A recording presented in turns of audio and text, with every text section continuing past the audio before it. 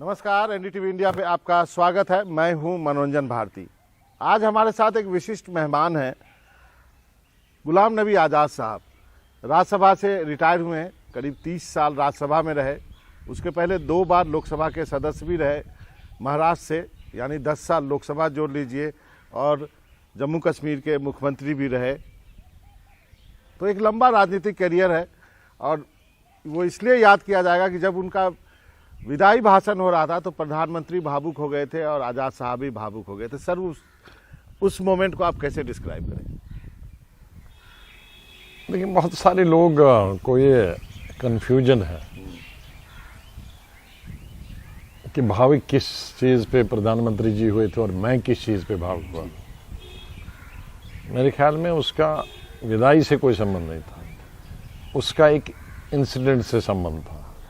जब मैं chief minister था और प्रधानमंत्री भी चीफ मिनिस्टर थे, तो गुजरात की एक टूरिस्ट बस पे, जिसमें मर्द, औरतें और बच्चे थे, मिलिटेंट्स ने उस पर ग्रेनेड फेंका और कुछ पर्यटकों की मौत हो गई और कुछ जख्मी हो गए। उस इंसिडेंट का माननीय प्रधानमंत्री जी उल्लेख कर रहे थे कि उस वक्त मैं किस तरह से रो रहा था। वो जोर से, फुटेज बहुत कम है।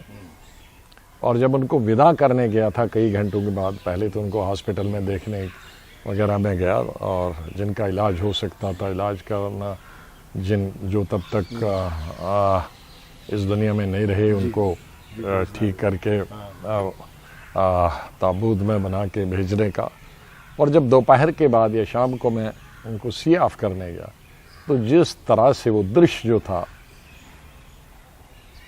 वो जिनके पिता या माता की मृत्यु हुई थी, वो बच्चे जिस तरह से मेरी टांगों से लिपट गए कि हमारे पापा कहाँ गए, हमारे पापा कहाँ गए, तो उससे मैं बिल्कुल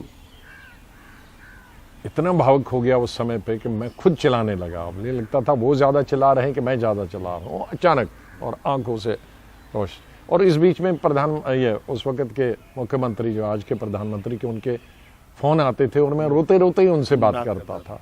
तो उसी चीज़ का उल्लेख करते करते प्रधानमंत्री भावुक हुए। और जब मैंने और वो बयान भी नहीं कर पाए, इतने भावुक हुए कि वो बयान पूरा, तो मैंने उसको बयान करने की कोशिश की, लेकिन मैं खुद भावुक हो गया। वो दृश्य मेरे सामने आया, तो ये कारण था। जबकि अब आप ऐसे जगह के चीफ मिनिस्टर थे जहाँ की इस तरह की घटनाएं बहुत हुई होंगी, लेकिन नहीं, ये चीफ मिनिस्टर बनने के बाद मेरी पहली घटना, क्योंकि मैं जब 2005 में मुख्यमंत्री बना, 2005 में नवंबर के महीने में, तो तब जो दरबार था, जिसको हम गवर्नमेंट है, वो जम्मू था। जी सर। तो ये मई के वक्त में जब मैं कश्मीर गया, वहाँ खुला, तो विदिन पहले हफ्ते में ही उन्होंने ये मैं किया। आपके साथ ही गया था, यदि आपको याद तो होगा। पहले हफ्ते में उन्होंने ये किया, फूटने शुरू हो तो गए। ये एक तरीके का मिलिटेंट्स का उस वक्त रिसीव करने का तरीका होता था कि भाई आप कुछ भी करो, हम यही हैं। जी। तो इसलिए ये मेरे लिए पहला मुझे याद है जब मैं आपके साथ जा रहा था, आपने कहा कि चलो अभी वहाँ पे सलामी देना शुरू कर दिया, ये वर्ड आपने यूज किया। बहरहाल, अब आज़ाद साहब, आप एक तरह से आपने कहा कि मैं आज़ाद हूँ, आप अब आज़ाद हैं, तो अब आगे का क्या प्लान है? अब आप क्या करेंगे? अब आगे के लिए पॉलिटिशियन तो कभी रिटायर होता नहीं। आगे के लिए मैं कहूँगा, सितारों से आगे जहाँ भी हैं, सितारों से आगे जहाँ और भी हैं, इसके इम्तिहान अभी और भी है। जी। तो क्या आपकी जो एक शुद्धिकरण की लड़ाई पार्टी में है, क्या वो जारी रहेगी? नहीं, इसको मेरे ख्याल में राई का पहाड़ बना रहे हैं बहुत सारे लोग। और इस जो हमारे बारे में विपक्ष के नेताओं ने बोला, हमारे बारे में माननीय चेयरमैन उपराष्ट्रपति जी ने बोला, माननीय प्रधानमंत्री जी ने बोला, और 25-30 पार्टियों के नेताओं ने बोला, चाहे वो एनडीए के थे, यूपीए के थे, या जो एनडीए और यूपीए में नहीं है, अपने आप में हैं, उन सब ने बोला, क्योंकि उनके साथ संपर्क रहा है इतने सालों से। अब ये 40-41 साल के संपर्क हैं, तो जाहिर है कि हम लोगों की व्यक्तिगत संबंध बन जाते हैं।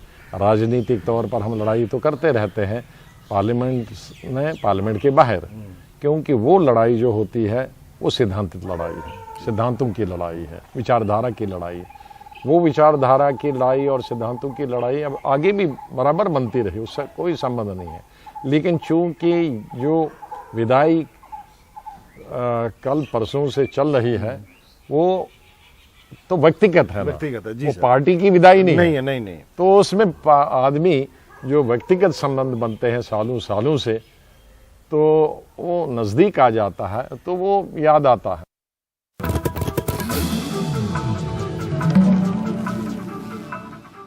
आपके इतने लंबे करियर के बाद अभी जो कांग्रेस की स्थिति है उससे आपको कितनी वेदना होती है, दुख होता है, कैसे इसको इस इतनी बड़ी पार्टी को फिर से उस स्थिति में लाया जाए? कांग्रेस पार्टी अब 136 वर्ष की हो गई और बहुत सारी पार्टियां हमारे में है।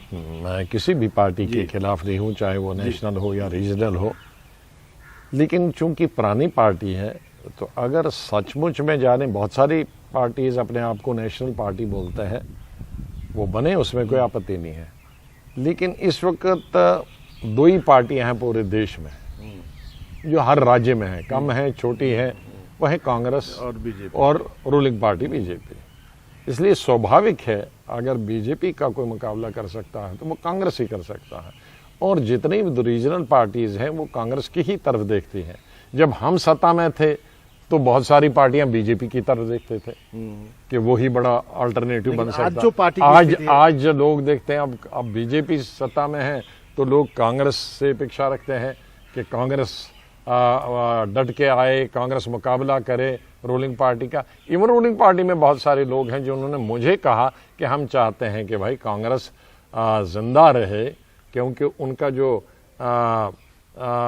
सोच है वो नेशनल सोच है, पूरे कश्मीर से कन्याकुमारी तक के बारे में। आजाद साहब, आपने सही कहा कि आपकी सोच कश्मीर से कन्याकुमारी है, लेकिन आप सिकुड़ते जा रहे हैं।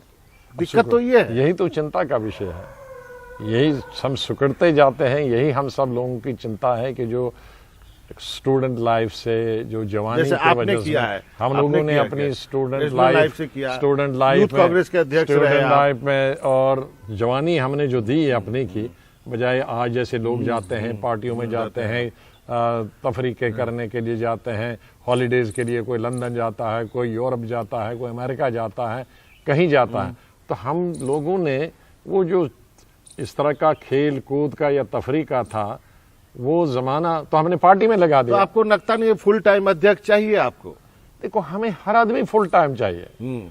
हमने जब बात की थी फुल टाइम अध्यक्ष की, तो खाली अध्यक्ष अगर फुल टाइम 24 घंटे भी काम करेगा, कोई भी हो अध्यक्ष, मैं हूं, आप हो, दूसरा हो, तो भी बात नहीं बनेगी।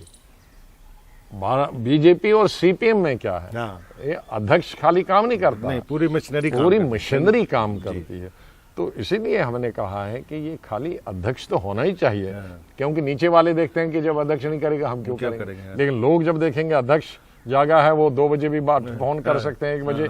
मुझे याद है राजीव गांधी और हम बैठते में, जनरल सेक्रेटरी था, वो पार्टी प्रेसिडेंट भी थे और प्राइम मिनिस्टर थे, तो अधिकतर हम 10 बजे बैठते थे रात को और 2 बजे सुबह के 2 और अधिकतर लोगों को जो हम टेलीफोन करते थे, चाहे वो चीफ मिनिस्टर हो, मंत्री हो, वो 12 बजे और 2 बजे सुबह के बीच में।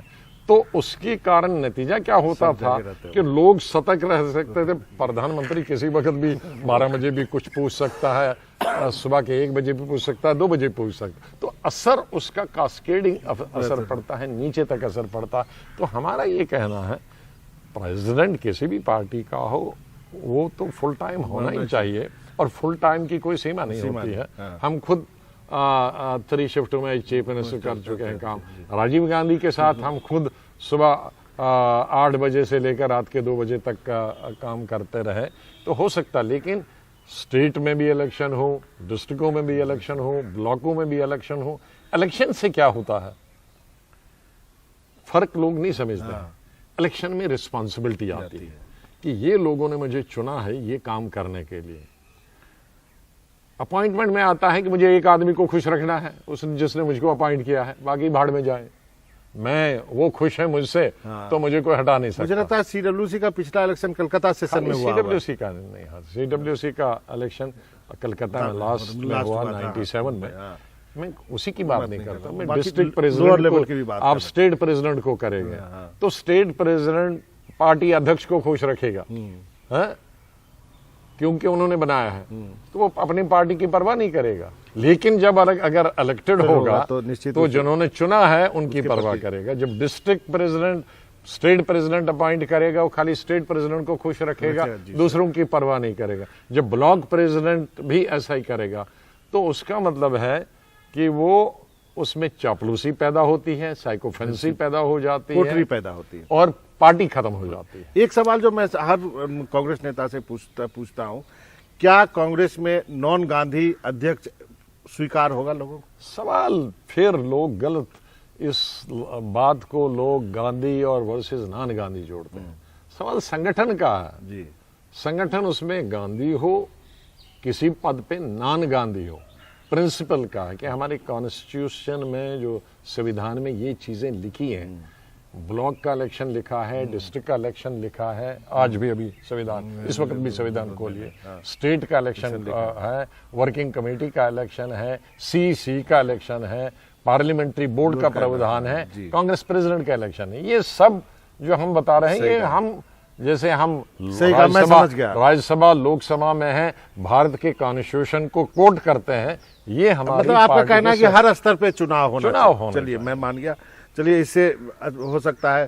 तो अगला आज जो है, अब कहा गया है कि कांग्रेस का एक सेशन होगा जहां चुनाव होगा। जब भी ये सब चीजें हो जाएंगी तो उस वक्त एक नई कांग्रेस उभर के आ जाएगी और उस वक्त कांग्रेस पार्टी एक फोर्स बनेगी। एक अंतिम का सवाल है सर, किसान आंदोलन को इतना दिन हो गया, प्रधानमंत्री ने अच्छा भाषण दिया, आपकी विदाई में भी सारे देश ने देखा, लेकिन आपको क्या ऐसा नहीं लगता कि सरकार बड़ी उदासीनता से इस आंदोलन को? सरकार को कभी भी हठधर्मी से नहीं काम करना चाहिए। गुलाम नबी आज़ाद साहब, आपका बहुत बहुत शुक्रिया। इसी नोट पे खत्म करते थे।